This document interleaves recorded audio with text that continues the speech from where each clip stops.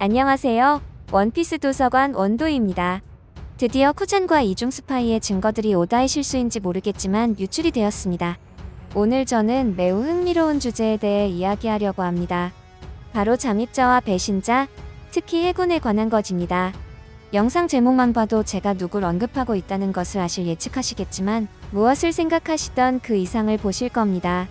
먼저 계속 이야기가 나오고 있는 쿠잔에 대해서 이야기해보겠습니다. 이 전직 대장은 검은 수염 해적단에 잠입한 해군의 첩자일까요? 이는 최근 원피스 애니메이션의 새로운 오프닝으로 인해 다시 떠오른 주제입니다. 오다가 또다시 불을 지폈다는 것입니다. 오프닝에서 우리는 아오키지가 해군 그룹과 함께 있는 것을 봅니다. 그는 왜 해군과 함께 나타날까요? 그는 이미 사왕의 선원인데 말이죠. 게다가 자신의 스승인 해군 영웅 가프까지 하극상을 했는데도 말이죠. 현재 원피스 팬덤이 새로운 오프닝 이후 항상 주목하는 것 중 하나는 제작진이 남기는 작은 디테일입니다. 때때로 그것들은 만화에서조차 아직 일어나지 않은 사건에 대한 스포일러나 예언이 되었기 때문이죠.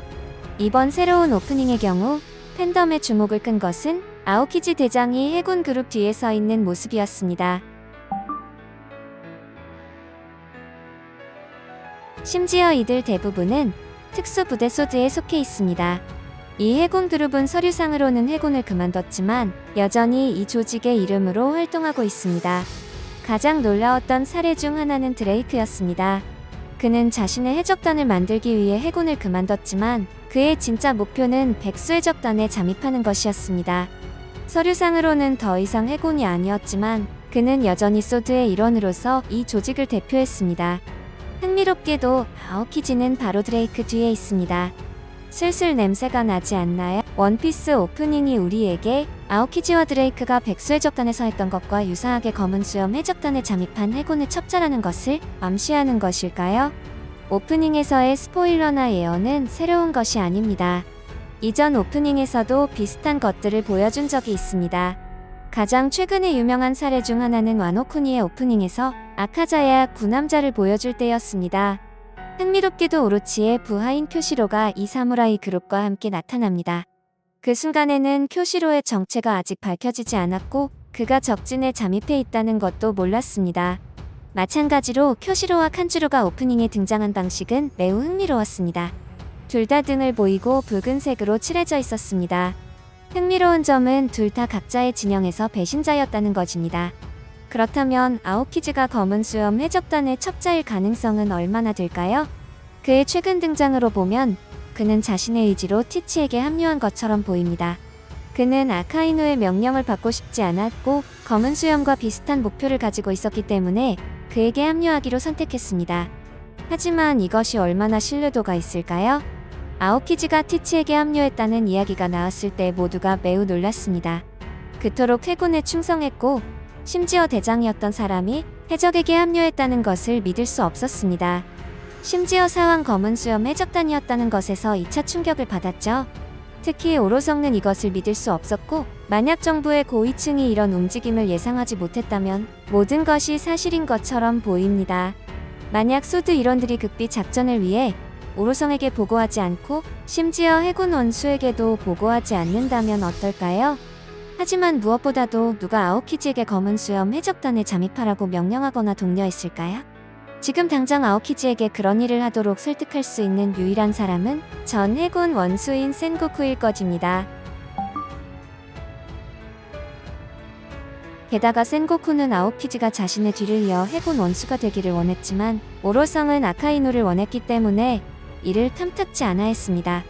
만약 쿠잔이 아카이누에게 패배 후 센고쿠가 아오키지에게 검은 수염 해적단에 잠입하도록 설득했다면 그것은 충분히 가능한 그림이라는 것이죠. 해군을 그만둠으로써 그는 더 이상 아카이누의 명령을 받지 않게 되었다는 것이죠. 원수는 아니지만 그래도 자신의 뜻대로 활동할 수 있다는 것입니다. 여전히 자신의 이상을 따르면서 다른 누구도 할 수 없는 방식으로 도울 수 있을 것입니다. 물론 이 임무를 위해서는 오직 한 사람만이 임무에 대해 아는 것이 필수적입니다. 어떤 면에서 해군의 규칙을 위반하는 것일지도 모르니까요. 게다가 매우 중요한 임무이기 때문에 아는 사람이 적을수록 좋습니다. 그래야 더 성공적인 잠입이 될 수 있습니다. 그래서 오로성도 아카이누도 심지어 그의 옛 스승인 거프조차도 그가 실제로는 잠입했다는 것을 모를 것입니다. 저는 이런 생각도 해봤습니다.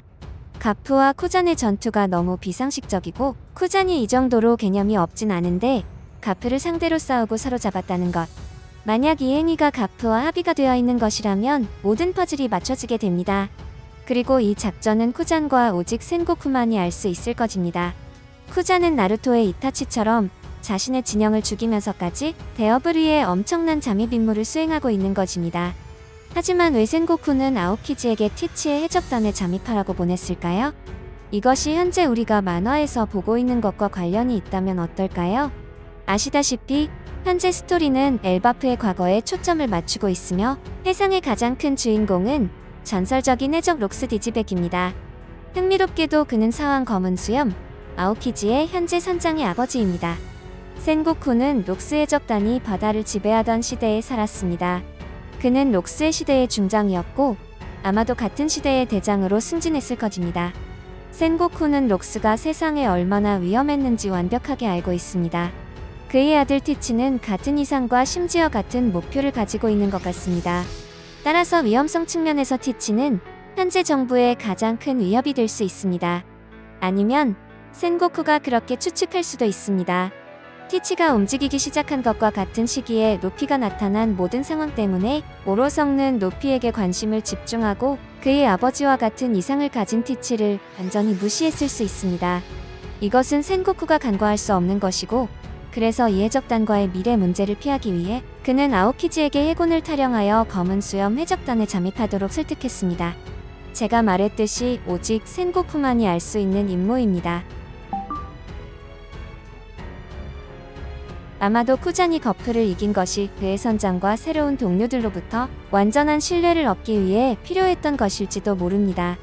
티치는 더 이상 아오키지에게 아무것도 숨기지 않을 것이고 그는 티치가 세상을 정복하려는 방법, 정부를 전복시키려는 방법, 그리고 결과적으로 그가 대표하는 조직인 해군을 어떻게 무너뜨릴 것인지 알게 될 것입니다. 물론 만약 아오키지가 발각된다면 그를 이길 수 있는 잠재력을 가진 유일한 사람은 사왕 검은 수염 자신뿐입니다. 다른 거물급 선장들은 아오키지에게 대항할 수준이 아닙니다.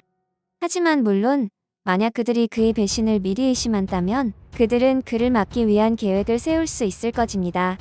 그들 모두는 매우 강력한 능력을 가지고 있으므로 그들은 완벽하게 아오키지를 함정에 빠뜨릴 수 있습니다.